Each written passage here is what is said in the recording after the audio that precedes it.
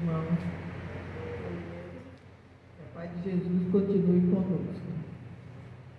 Hoje, para corroborar com a palestra do nosso irmão Sérgio, que vem falando sobre os benefícios pagos com a ingratidão. Então, a ingratidão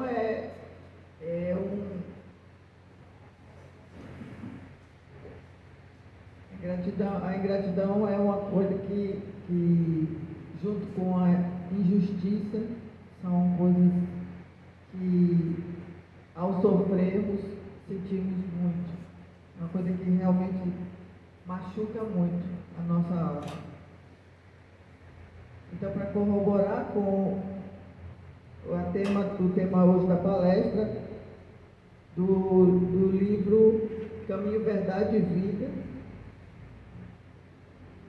psicografado por nosso querido irmão Chico Xavier, vem o tema chama-se O Fracasso de Pedro.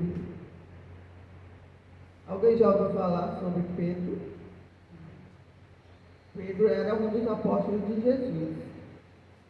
Alguém sabe o que foi que ele fez? A ingratidão que ele cometeu contra Jesus? Não. Ele negou Jesus 3 vezes. Então diz assim: e Pedro o seguiu de longe, até ao pátio do sumo sacerdote, e entrando, assentou-se entre os criados para ver o fim. Está em Mateus 26, 58. O fracasso, como qualquer êxito, tem suas causas positivas. A negação de Pedro sempre constitui assunto de palpitante interesse nas comunidades do cristianismo.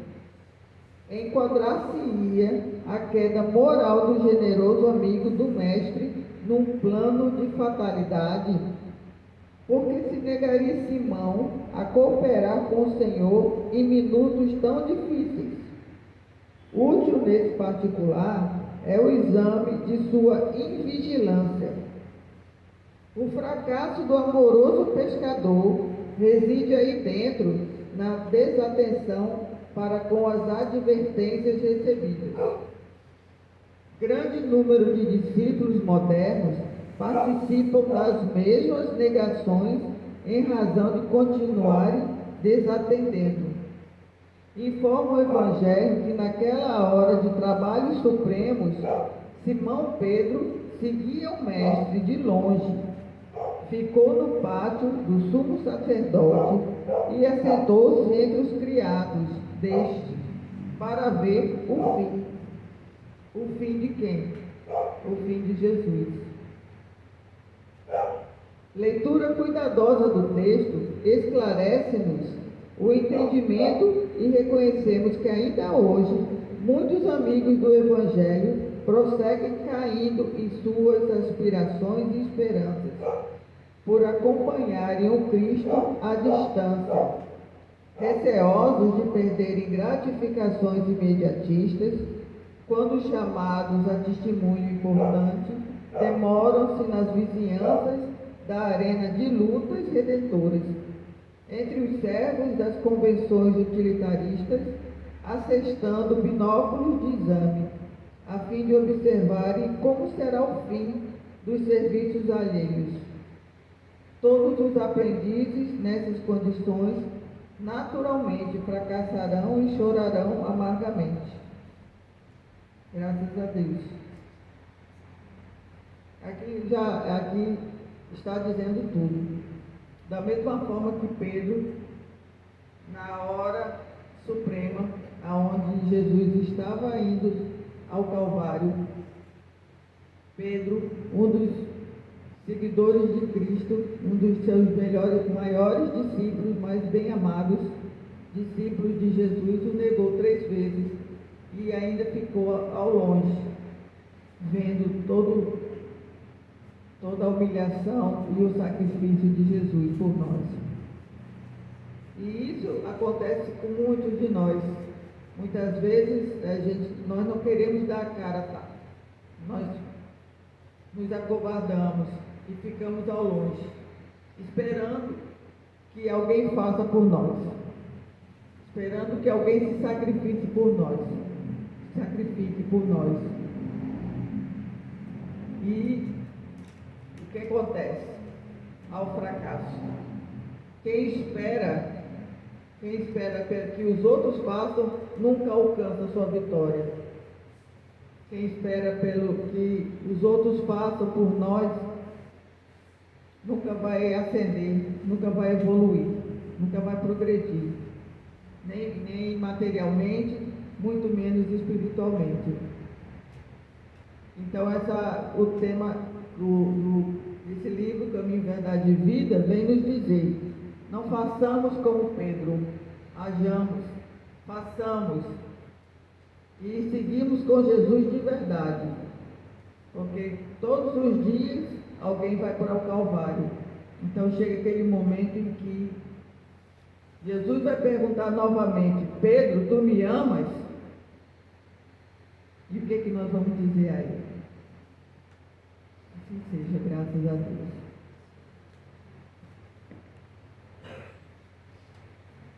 Boa noite, meus irmãos. A paz de Cristo esteja entre nós. Vamos dar seguimento ao capítulo 13, o item 19, benefícios pagos com a ingratidão.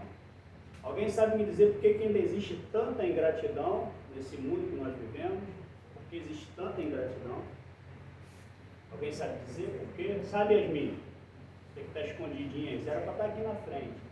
Por que não existe tanta ingratidão? Alguém sabe dizer? É você que está se escondendo aqui também, que eu estou te vendo.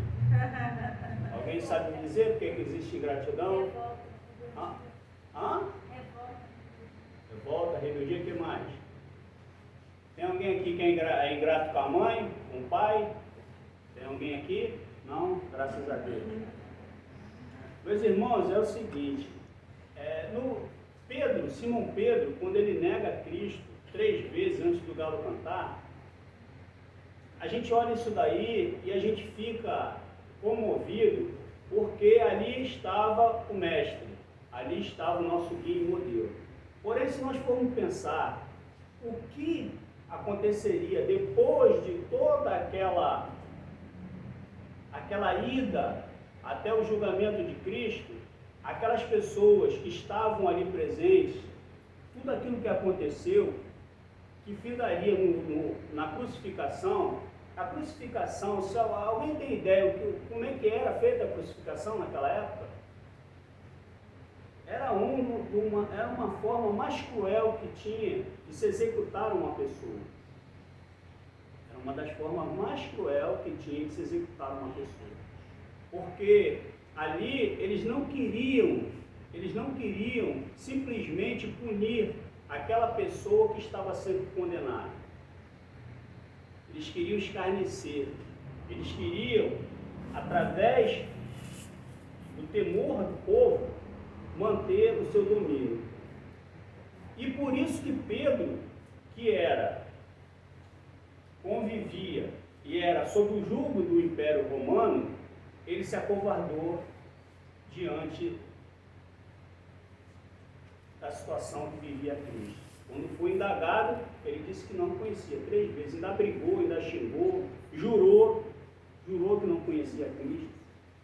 Isso daí nos remete a pensar na seguinte situação: muitas das vezes nós entramos em determinadas situações e quando nós vemos aonde ela vai dar, nós recuamos. Porque a nossa convicção, a convicção do Cristo, ela era plena e total naquilo que ele tinha como missão, naquilo como ele tinha como espírito, o maior espírito encarnado aqui, como guia e modelo, na sua condição de passar para nós os ensinamentos. Então ele perseverou porque acreditava plenamente naquilo que estava proposto para ele e naquilo que ele abraçou por caridade a nós. A crucificação é um outro fato, tá? Algumas pessoas têm uma interpretação errônea que Cristo é crucificado para levar os nossos pecados, os nossos erros. Não. Ele ali manteve o exemplo daquilo que ele acreditava, mesmo que aquilo ali terminasse na crucificação. Então Pedro hesitou. Então, vamos pensar na seguinte situação. Nós temos alguns exemplos hoje, como Chico Xavier, Gandhi, Martin Luther King, e a gente vê todos esses exemplos aí, a gente olha e pensa assim, nossa, que seres maravilhosos, que seres perfeitos. Só que esses mesmos espíritos, se tivessem outros mundos mais evoluídos que o nosso, seriam comuns. O que faz essa diferença é as nossas imperfeições. Por isso que Chico Xavier, Gandhi, porque isso deveria ser uma coisa comum. Então, nesse mundo que nós estamos, por isso que esse mundo que estamos hoje existe tanta ingratidão, porque é um mundo imperfeito, de provas e expiações. E aqui, todos que estão aqui, ainda têm o egoísmo enraizado. E aí, quando você tem o egoísmo enraizado em si, você comete a ingratidão. Mas o que nós vamos falar hoje não é a ingratidão, dos outros. Nós não vamos falar da ingratidão dos outros. Nós vamos falar do momento em que a gente possa fazer a caridade e não deixar que essa ingratidão interfira nas nossas ações. Não deixar que o medo, como Pedro teve medo, não deixar que isso nos abale. Faça a leitura, por favor. Vai ser feita aqui a leitura para a gente entender o que nós devemos fazer. É o Guia Protetor CENS 1862. Tem uma pergunta aqui, né? É benefícios pagos com a ingratidão. Pergunta é: que pensar das pessoas que, tendo seus benefícios sido pagos com a gratidão, não fazem mais o bem com medo de reencontrar ingratos? A resposta é: essas pessoas têm mais de egoísmo do que de caridade, porque não fazer o bem senão para dele receber sinais de reconhecimento. É não fazê-lo com desinteresse. E o benefício desinteressado é o único agradável a Deus. Também são orgulhosas porque se comprazem na humildade do beneficiado, que vem depositar reconhecimento aos seus pés. Aquele que procura na terra a recompensa do bem que faz, não a receberá no céu, mas Deus terá em conta aquele que não a procura na terra. Então, meus irmãos, por que Pedro se acovardou? Por que ele deixou o medo tomar conta? Então, o que nós temos que tomar como guia, como direção, é que na hora que você faz um benefício a alguém, na hora que você faz alguma coisa em favor de alguém, e esse alguém não lhe reconhece, não é motivo para você parar, não é motivo para você deixar de auxiliar o seu próximo, porque a questão está aí. Não é o egoísmo do outro que vai modificar alguma coisa em nós. É o egoísmo que está em nós, que nós temos que combater.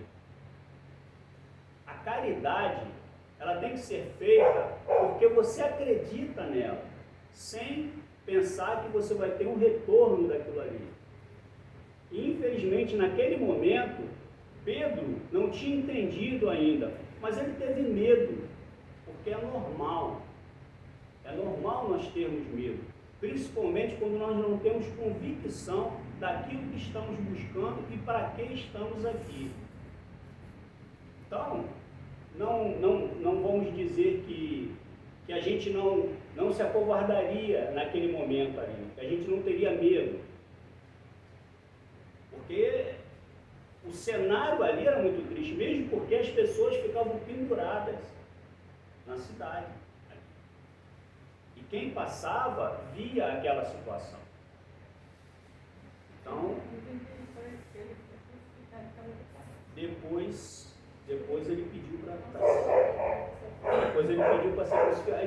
E no final ele acabou sendo crucificado e pediu para ser crucificado de cabeça para baixo, porque não se achava digno de ser crucificado como Jesus.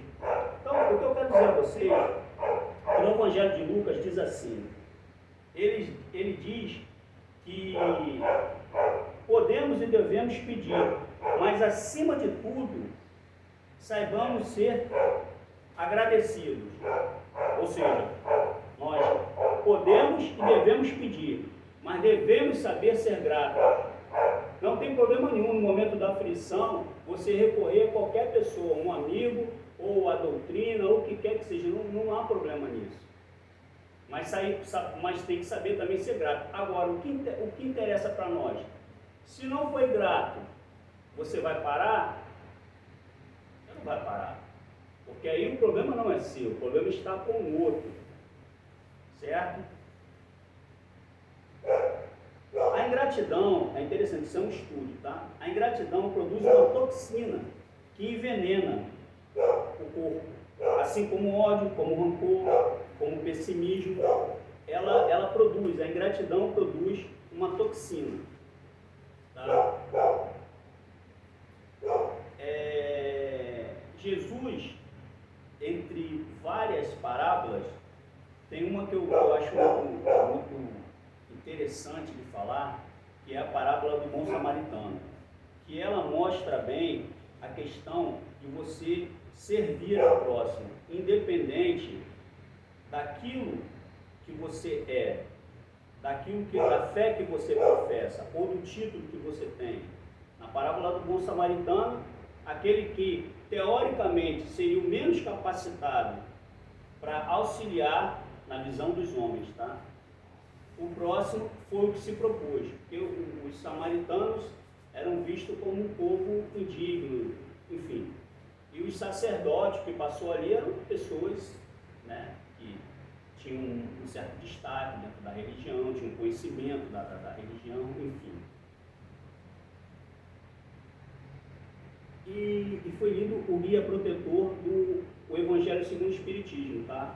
Aquela leitura que ela fez foi do Evangelho segundo o Espiritismo. É uma pergunta que Kardec faz e é respondida pelo Espírito que se identifica como o protetor. Ok? Deu para entender isso? Entenderam, né? E aí nós temos que pensar o que importa para nós. O que importa para nós nessa estadia aqui, nesse momento transitório, né, que nós estamos vivendo. O que importa para nós?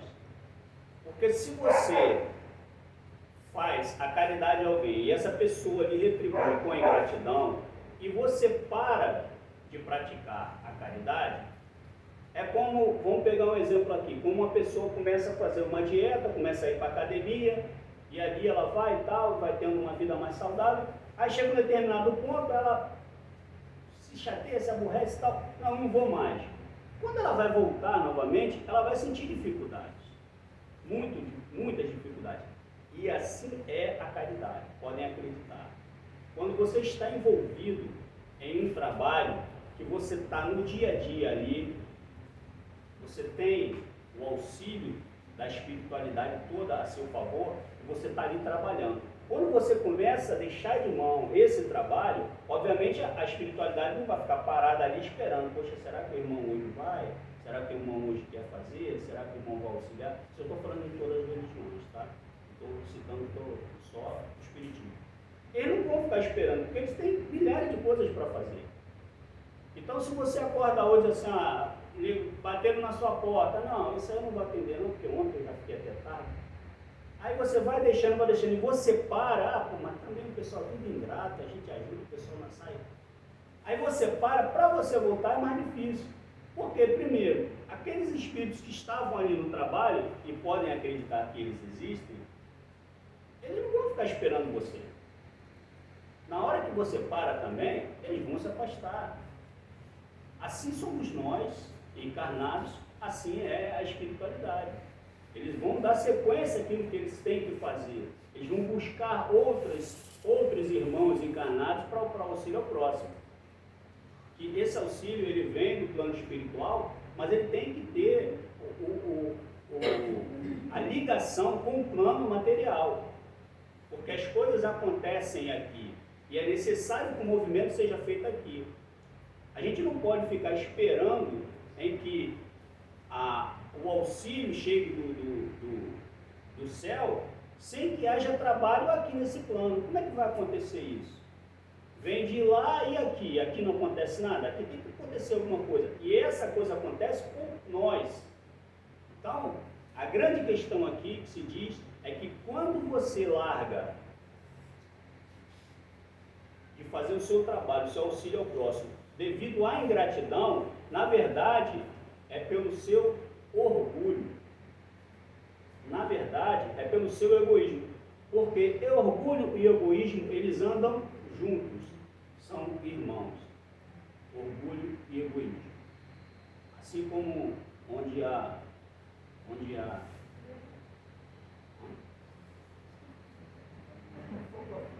não, eu ia dizer que pode ser também. Eu ia dizer que assim como onde há incompetência e infelizmente não vamos por esse caminho que não vai dar certo. Não, eu ia dizer que onde há incompetência, há corrupção. Você chega num determinado. Porque às vezes você chega tive recentemente uma certa secretaria aqui e você não consegue que as pessoas lhe atendam. Isso não é nem caridade, né? De te atender. Mas em geral é o quê? É porque ali há muita incompetência e há muita corrupção. Então, o mal, ele não pode, ele não pode desestimular o bem. Ele não pode. O que acontece, na verdade, é que quando o bem se faz presente, o mal se afasta. Não pode ser o inverso. Então, uma atitude boa, uma atitude do bem, não pode ser parada por uma atitude do mal. Porque senão, nós estamos fortalecendo aqueles espíritos inferiores e eles se alimentam disso, da nossa invigilância, da nossa fraqueza, da nossa dúvida, né? Eles se alimentam dessa situação. Eu já vivi muitas situações assim.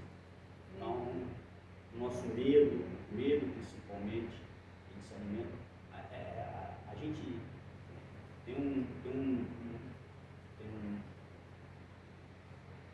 cineasta que ele pesquisou junto a um padre, o outro que me fugiu agora, era um padre, era um padre, um pastor e um desses judeus ortodoxos, eu não sei como é que chama esses judeus ortodoxos. Ele pesquisou um rabino, pronto. E ele tem uma parte que ele fala que Simão Pedro, ele teve um processo muito grande de obsessão. Só que ele não diz obsessão, ele diz que estava sob domínio de demônios, né? Que para nós é obsessão. É só uma curiosidade. E a nossa fé, ela tem que ser inabalável. Por que ela tem que ser inabalável? Porque não existe meia fé. Ou você tem fé, a fé ela tem que ser 100%. Tem a gente acorda às vezes de manhã, né? Estou com meia vontade de fazer alguma coisa. Não estou com muita vontade de fazer alguma coisa. Mas a fé não existe, não tem como negociar isso. A fé ela tem que ser 100%. Porque a fé, ela é o crer, é o acreditar. Se você para, e como diz os antigos, né?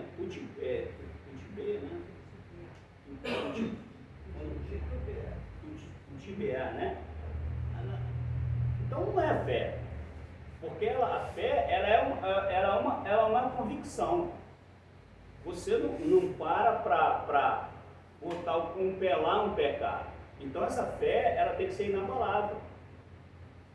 Porque essa fé vacilante é que faz com que a gente fique dando voltas e não chega a lugar nenhum. Uma hora aquilo ali para você é a maior verdade do mundo. Aí na hora que acontece alguma coisa, aquela verdade não é tão verdade assim. Ela já passa, não é tão verdade. Então você fica rodando, você fica em círculos. Tanto que dentre os seguidores de Cristo, que não eram só os 12, eram vários, teve muitos que ficaram perdidos depois. Porque eles não tinham a fé. Alguns se espalharam, outros se esconderam, enfim, houve uma debandada ali naquela situação toda. Eu me lembro do caso que está lá em Lucas, que fala sobre os 10 leprosos, que dos 10 só um voltou para agradecer, 9 não voltou. Jesus parou com isso, porque, por exemplo, a lepra naquela época era como fosse um câncer hoje, ou pior. Você não conseguia